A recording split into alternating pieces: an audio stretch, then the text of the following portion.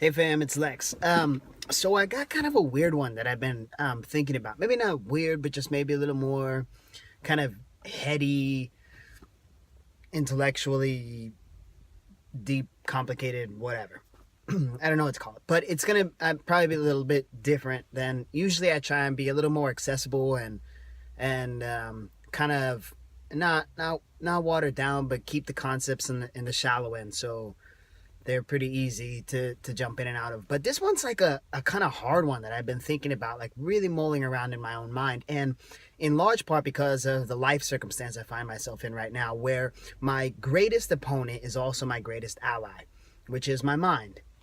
Right. And my ability to think through things and my ability to synthesize down really complicated information and think about that and adapt to it. And that's something that I really love about myself. And it also allows me to get caught in these webs of things that, really day to day don't really matter. I mean, great intellectual exercise, I guess, but doesn't really affect your daily life to think about things at the level of minutia that I tend to think about them. But I've been thinking a lot. I've done a video before about the difference between greatness and mastery. And I'll give you a sense of the distinction that I thought through in my own mind. So greatness is something that we really value in our culture, but what it really is an uncompromising, relentless, obsessive pursuit of something, and we call the outcome of that greatness.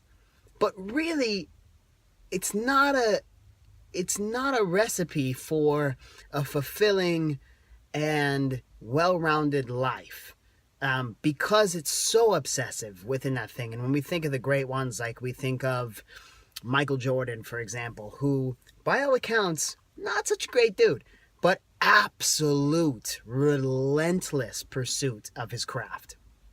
And because of that, goes down as the greatest of all time. Not a great dude outside of that thing, right?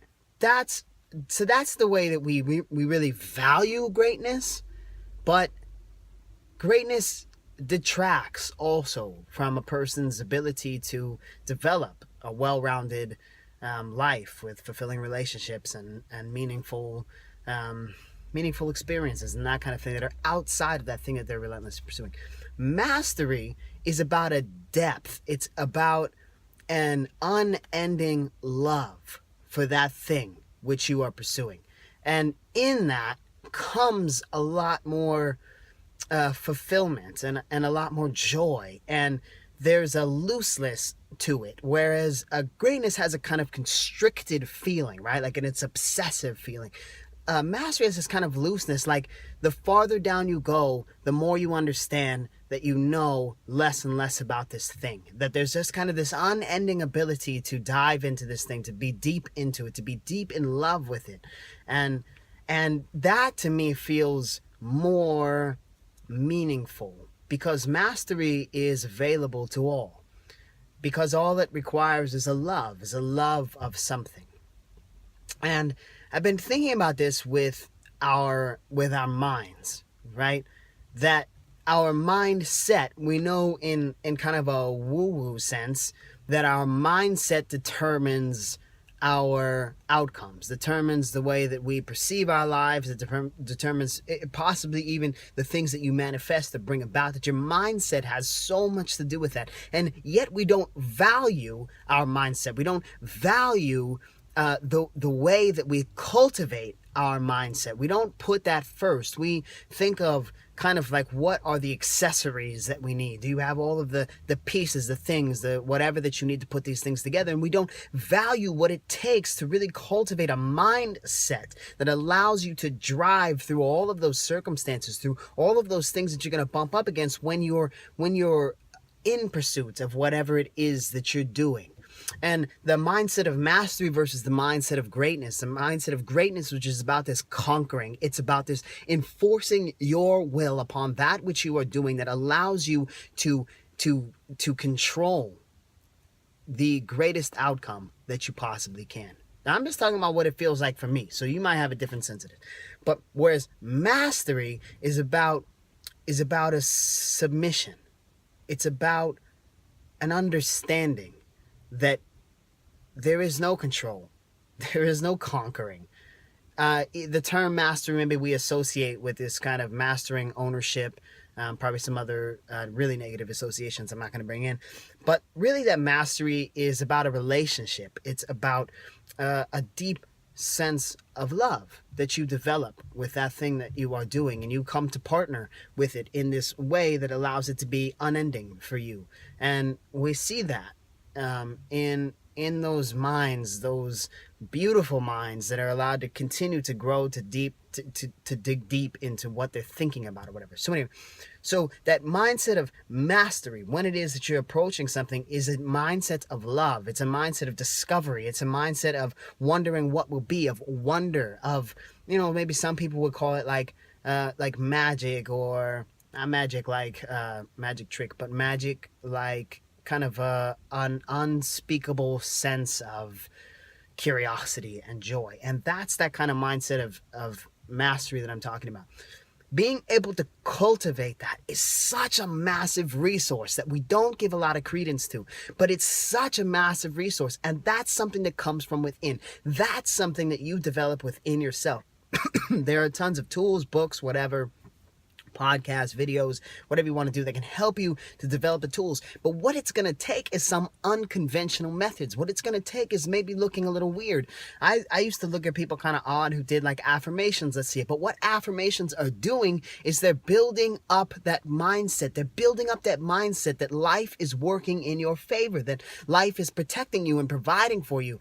And that sense of trust, that sense of faith, right? What some people might call a faith in God, and other people might call of faith in their own ability or whatever. That sense of faith, all that does, okay, is buoy your mindset to a higher place. Let me explain what I mean by that. When I say that, I mean you keep your mind at a higher level than your circumstances dictate. So, for example, if you have a faithful outlook, you say, you know what, no matter what happens, I know that I'm really smart, that I'm really creative, that I'm going to face this challenge with an understanding that I can create something cool or new, or come up with a way to tackle this challenge or whatever.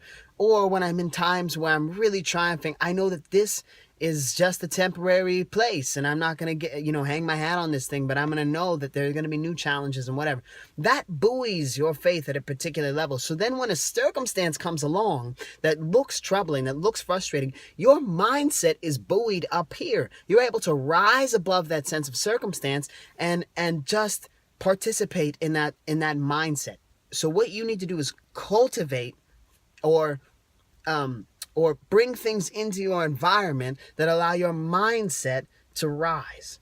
Okay, that's being attentive to what are the conversations that you're having in a day. Are they raising your mindset or lowering your mindset? Are the shows that you're watching, the music that you're listening to, the stories that you're reading, if you're not reading, read, if things like meditation or prayer, all those things are buoying your mindset at a higher state, a state that says, I know that no matter what comes, I have this sense of love and curiosity and hope that's going to bring me through.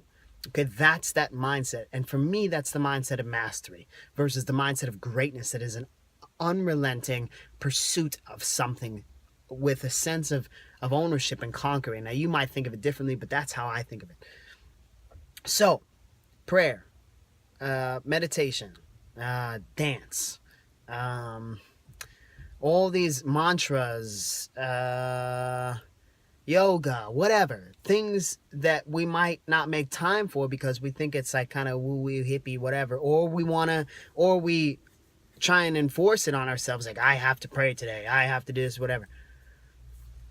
If you come at it not from a sense of like, I need to have a traditional sense of faith because that's what I think I should have, but because that's the exercises that I have to do to be able to bring my mindset up to a particular level that allows me to meet life in such a manner that means I get to be in love with it, I get to be curious about it, and I get to enjoy it.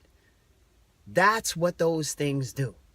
Okay? So, whether or not that feels natural to you, I don't know. Take it with a grain of salt or whatever you want to do, but But we can't continue to undervalue the brilliant and incredible resource that our mindset is. Invest in it. Invest in it.